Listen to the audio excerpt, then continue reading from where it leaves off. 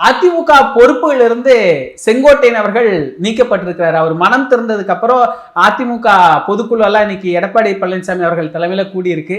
இன்னைக்கு அவர் பொறுப்புல இருந்து நீக்கப்பட்டிருக்கிறார். எப்படி பாக்குறீங்க சார்? செங்கோட்டையன் 10 நாள் டைம் கொடுத்தாரு. எடப்பாடி பழனிசாமி 24 மணி நேரத்தில் நடவடிக்கை எடுத்திருக்கிறார். அதனால எனக்கு 10 நாள் டைம் தேவையில்லை என்று 24 மணி நேரத்தில் நடவடிக்கை எடுத்திருக்காரு. செங்கோட்டையன் புறநகர் மேற்கு மாவட்ட செயலாளராக இருந்தார் ஈரோடு.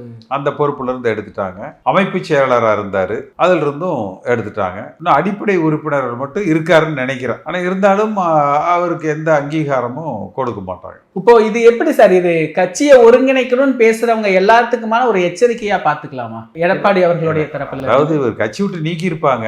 என்னுடைய நீக்கத்துல நான் கடும் எதிர்விளைவுகளை ஏற்படுத்தினதுனால கட்சி விட்டு நீக்காம கட்சிக்கு உள்ள வச்சுக்கிட்டே ஃபீஸ் மட்டும் பிடிங்கிறது என்று நடவடிக்கை எடுத்திருக்கிறாங்க. இது என்னன்னா மற்றவர்கள் யாரும் இது போல பேசக்கூடாது என்பதற்காக.